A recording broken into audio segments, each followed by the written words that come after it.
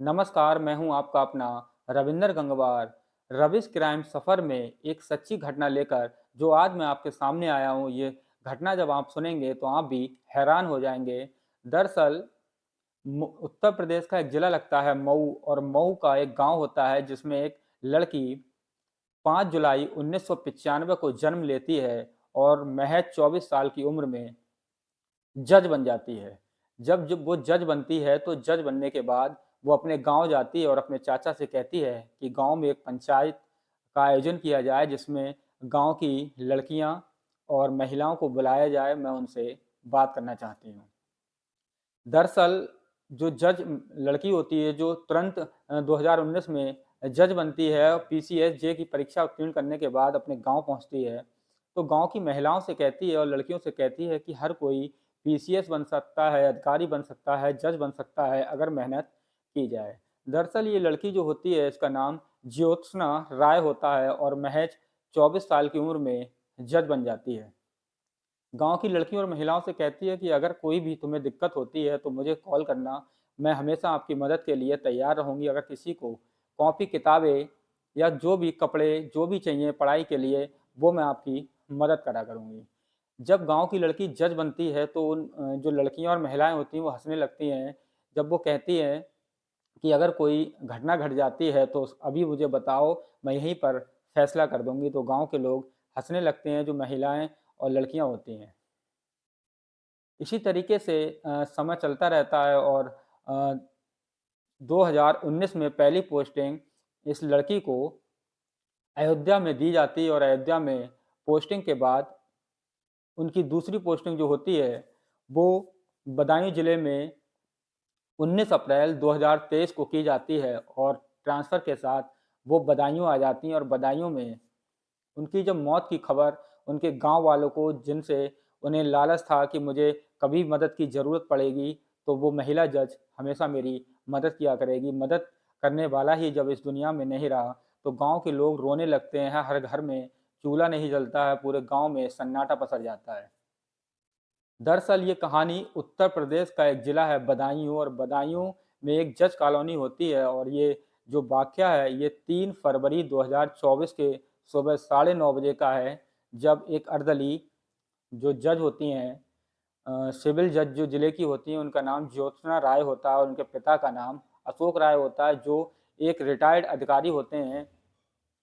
तो अर्दली जब उनके घर पर जाता है और जो उनके पिता होते हैं वो लखनऊ रह रहे होते हैं अपनी माता के साथ, तो उसी दौरान जब जो अर्दली होता है वो गेट खटखटाता है, कुंडी खटखटाता है, लेकिन जो जज साहिबा होती हैं वो ना अंदर से आवाज़ देती हैं, ना ही कोई रिस्पॉन्स देती हैं। लेकिन जो अर्दली होता है वो घबराता है कि एक अधिकारी के सामने मैं कैसे बार-बार आवाज़ दूँ। तो वो एक फ़ोन लगाता है, फ़ोन लगातार बजता रहता है, लेकिन वो महिला जज फ़ोन नहीं उठाती हैं, तो उसको भी बड़ा अटपटा लगने लगता है। उसी दौरान जो एक नौकरानी होती है, वो भी वहाँ आ जाती है और मैडम, मैडम करके चीखने लगती है, गेट को खटखटाने लगती है। जब कुंडी कोई नहीं खोलता है, तो उनको डर लगने लगता है। तो इसकी जो सूचना होती है, जो सिविल जज की कॉलोनी होती है, उसके बगल में एक और जज जो पुरुष होते हैं, वो रह रहे होते हैं। तो ये जो महिला और जो अर्दली होते हैं, ये उनके पास जाते हैं और कहते हैं कि जज मैडम अंदर से दरवाज़ा नहीं खोल रही हैं, ना ही फ़ोन उठा रही हैं, क्योंकि 10 बज चुके होते हैं और 10 बजने के बाद उनके क्षेत्र के, मतलब उनके जो कलीग्स होते हैं, जो अदालत में कार्य कर रहे होते हैं, वो भी उन्हें फ़ोन करते हैं कि जज अभी तक नहीं आई हैं। इस बात से जो पुरुष जज होते हैं, उन्हें भी हैरानी होती है और वो उन महिला जज के घर पर जाते हैं। तो जब वो वहाँ पहुँचते हैं, तो वो भी गेट खटखटाते हैं, लेकिन कोई भी रिस्पॉन्स नहीं मिलता है। तो जो सिविल जज होते हैं, जो पुलिस होते हैं, जो उनके पड़ोसी होते हैं, वो बदायूं के एसएसपी होते हैं आलोक प्रियदर्शी, उन्हें कॉल करते हैं और डीएम को भी कॉल किया जाता है और वहाँ के एसपी सिटी को भी कॉल किया जाता है। तो जो आला अधिकारी होते हैं वो मौके पर जो सरकारी आवास होते हैं जज के, वहाँ पर पहुँच जाते हैं और गेट को खुलवाने की कोशिश करते हैं, लेकिन गेट नहीं खुलता है। तो वो क्षेत्र की लोकल पुलिस को बुलाकर उस दरवाजे को खुलवाते हैं, तो अंदर जाकर देखते हैं कि बराबर के कमरे में जो जज होती हैं महिला, जिसकी उम्र लगभग 29 वर्ष होती है, वो एक पंखे के सहारे फांसी के फंदे पर लटकी हुई होती हैं। जब वो फांसी के फंदे पर लटकी हुई होती हैं तो उनको देखकर लोग हैरान हो जाते हैं, परेशान हो जाते हैं। पुलिस और जज के नीचे से पैरों के तले से ज़मीन खिसक जाती है और जो अर्दली और जो नौकरानी होती है वो लोग काफ़ी दहशत में आ जाते हैं और रोने भी लगते हैं कि एक इतनी अच्छी जज जिसकी तारीफ उसके गांव के लोग जहां उनकी पोस्टिंग रही वहां वहां उन्होंने अच्छा कार्य किया। जजों का कहना है कि उनसे ज़्यादा ईमानदार और काबिलियत रखने वाली जज नहीं थी। अच्छी खासी पढ़ी लिखी और समझदार एकदम सटीक फैसला करने वाली ज्योत्सना ज्योत्सना राय ने आखिर ऐसा क्यों किया। पुलिस को एक पुलिस को एक नोट मिलता है जिसमें वो आत्महत्या की बात कहती हैं कि मेरे खरगोश का ख्याल रखना। खरगोश पालने का उन्हें काफ़ी शौक था।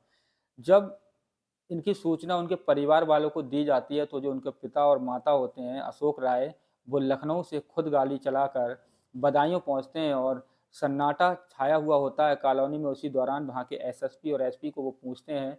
पूछने के बाद उनसे बात करते हैं कि मेरी बेटी तो बहुत बहादुर थी, ईमानदार थी और एकदम फैसला लेने की आदत थी और बहुत ही मजबूत थी। वो आत्महत्या नहीं कर सकती है, उसके साथ कुछ ना कुछ गलत हुआ है।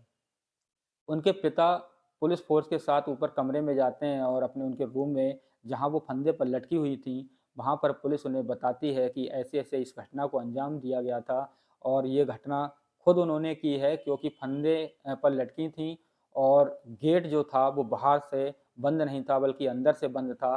गेट को तोड़कर इनको इनके शव को नीचे उतारा गया था।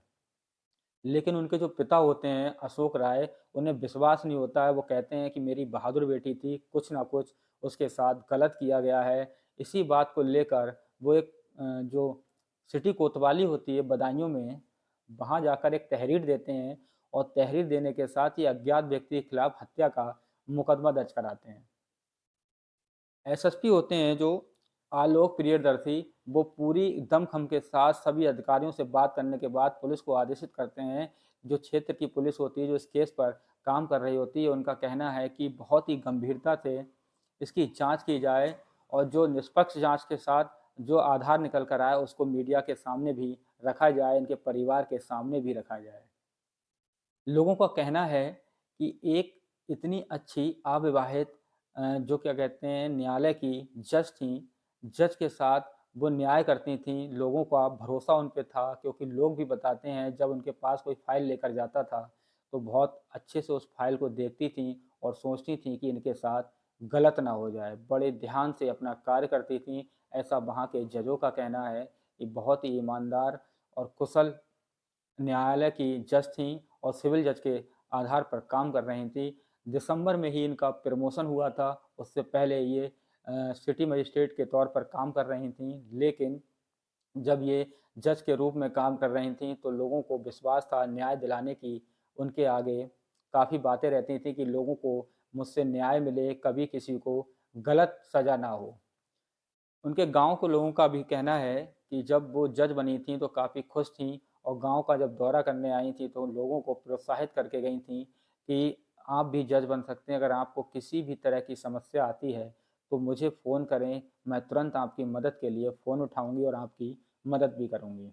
लोगों का काफ़ी गमगीन माहौल बना हुआ है। लोगों का कहना है कि 3 फरवरी को आखिर ऐसा क्या हुआ था, इतनी मजबूत और समझदार लड़की आखिर आत्महत्या क्यों करेगी? ऐसा ही अशोक राय जो ज्योत्सना राय के पिता हैं, उनका भी कहना है कि उनकी एक लड़की 1995 में पैदा हुई, 19 साल की उम्र में सन 2019 में जज बनी और 12th की जो परीक्षा थी वो सन 2012 में पास की और 10th की जो परीक्षा थी वो 2010 में उत्तीर्ण की। उसके बाद उन्होंने एलएलबी की, एलएलबी करने के बाद उन्होंने पीसीएसजे की परीक्षा उत्तीर्ण की। उसके बाद 2019 में उन्हें जज की उपाधि मिली, यानी कि जज बनने का मौका मिला और उनकी पहली पोस्टिंग अयोध्या में की जाती है और दूसरी पोस्टिंग अप्रैल में 2023 में बदायूं कर दी जाती है और कुछ समय बाद वो फंदे से लटकी मिलती हैं, वो भी 3 फरवरी 2024 को सुबह लगभग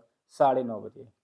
पुलिस का मानना है कि जो पोस्टमार्टम रिपोर्ट आई है उसके आधार पर कि उन्होंने आत्महत्या की है क्योंकि उनके जो गले पर निशान हैं वो हैगिंग के हैं।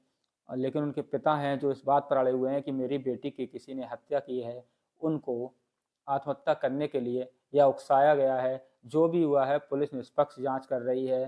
तो उनके पिता भी संतुष्ट हैं कि पुलिस निष्पक्ष जांच करेगी, क्योंकि उनको मानना है कि उनकी जो बेटी है वो बहुत ही मजबूत थी, वो आत्महत्या कर ही नहीं सकती है। इसी तरीके से बदायूं की जो प्रशासन है उसे भी निष्पक्ष जांच करने के बाद दूध का दूध पानी का पानी करना चाहिए, और लोगों को इस चीज़ का इंतज़ार भी है कि आखिर जो जज हैं उनकी आत्महत्या की गुत्थी कब सुलझेगी। ये हमें आगे देखने को मिल सकता है, लेकिन पुलिस का कहना है कि जज ने आत्महत्या ही की है।